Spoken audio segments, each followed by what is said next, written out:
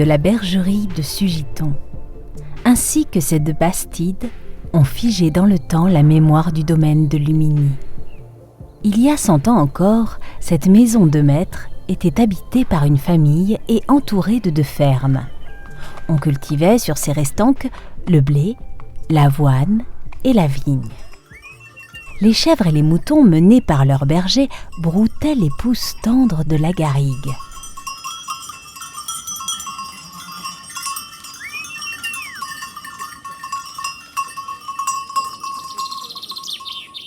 Ces chênes centenaires sont les derniers témoins de cette époque révolue.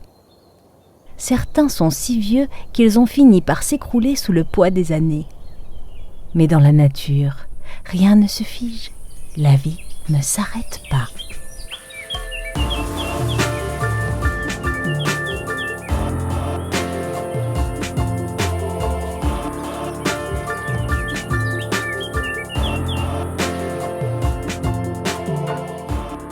En mourant, ce chêne a laissé la place à ses descendants.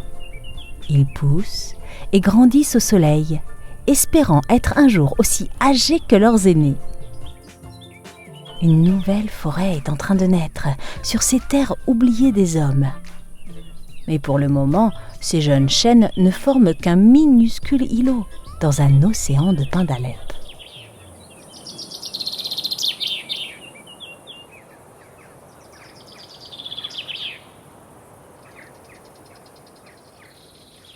C'est le printemps et la vie bat son plein au sommet des pins d'Alep. Un couple de pies y a fait son nid. Les parents se relaient pour couver les œufs.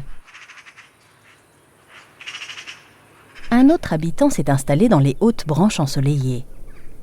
Ces petits cocons blancs ont été tricotés pendant l'hiver par les chenilles processionnaires. Mais dans les nids, rien ne bouge. La mésange bleue arrive trop tard.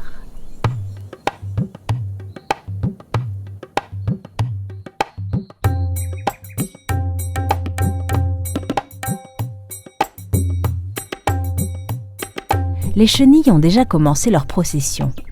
Elles marchent à la queue leu-leu à la recherche d'un endroit où s'enterrer dans le sol pour se métamorphoser en papillons. Elles sont maintenant couvertes de longs poils urticants qui les protègent des prédateurs.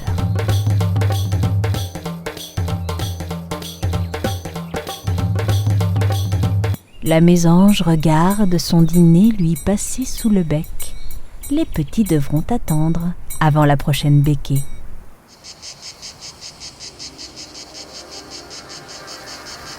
L'été est arrivé. La pinède baigne dans une chaleur étouffante.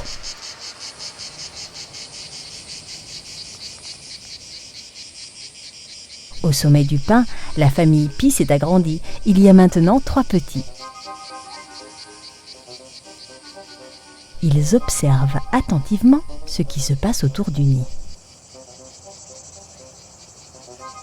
Pour ces petites pies, le sous-bois est la promesse de grandes aventures. C'est un territoire inconnu, peuplé d'étranges créatures.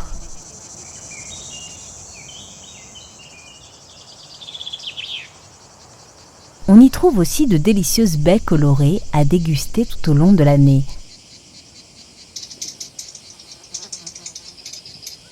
Mais pas facile de manger quand on est sans cesse dérangé. Les humains vont et viennent sur les sentiers à longueur de journée. Alors, certains habitants de la forêt préfèrent attendre la faveur de la nuit pour sortir à découvert.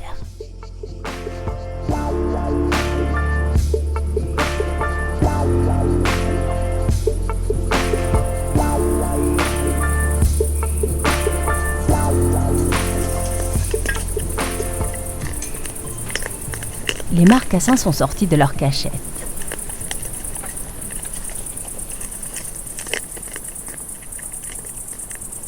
Comme leur mère la lait, ils fouillent et retournent le sol à la recherche de nourriture.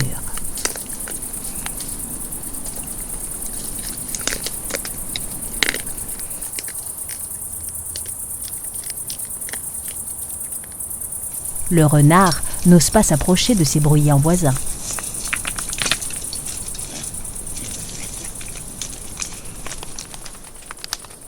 Soudain, une odeur de brûlé s'empare de la forêt. La fouine prend la fuite.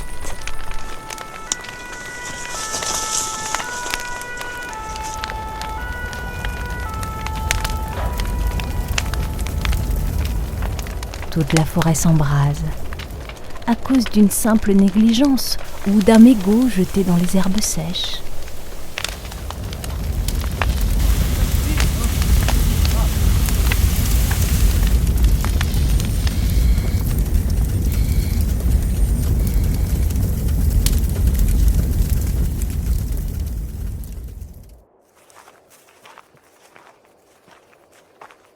Au petit matin, il ne reste rien de la forêt. Les flammes ont tout détruit, et pour longtemps.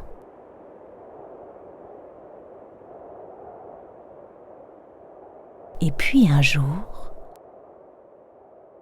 la vie revient.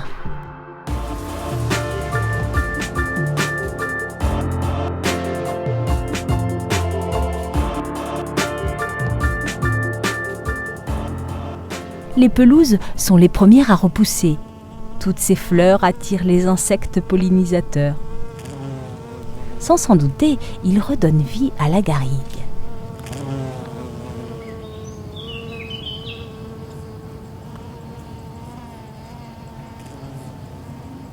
Les insectes reprennent leur grand travail de pollinisation.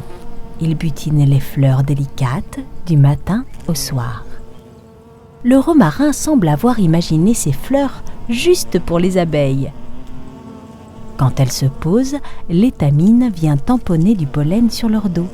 Chaque fois qu'elle passe d'une plante à l'autre, elle féconde les fleurs. Les fleurs pollinisées donnent alors un fruit qui cache des graines. Elles sont si précieuses que certains arbustes les protègent derrière une herse d'épines.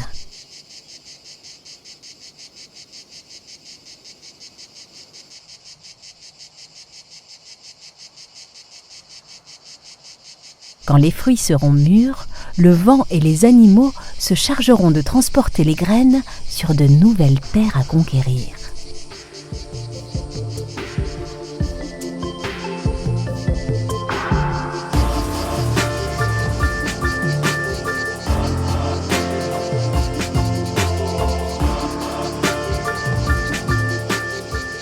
Sur ces grandes plaques de roches calcaires ne pousse pas qui veut.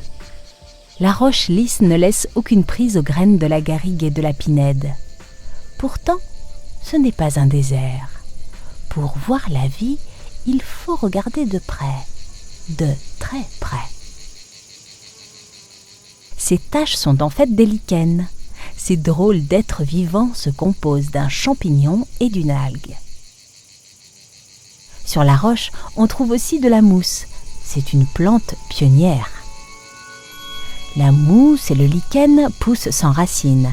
Ils forment comme un petit tapis sur lequel les graines viennent s'accrocher.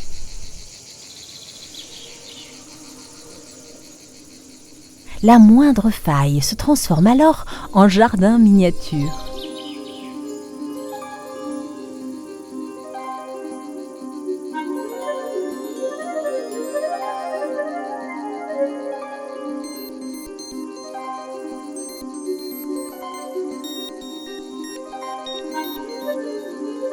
Au fil du temps, les failles se sont remplies de terre.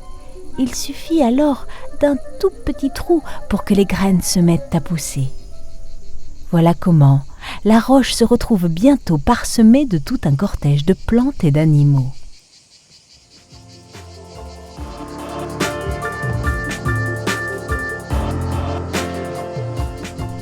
À Luminy, chaque plante et chaque animal trouve sa place. La chênaie, la pinède, les pelouses, la garrigue, la roche. Tous ces habitats cohabitent les uns à côté des autres.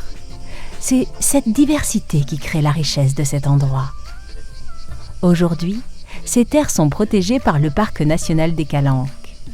Et c'est à nous tous de veiller sur ce fabuleux trésor. pour que le temps qui passe continue à donner vie au paysage.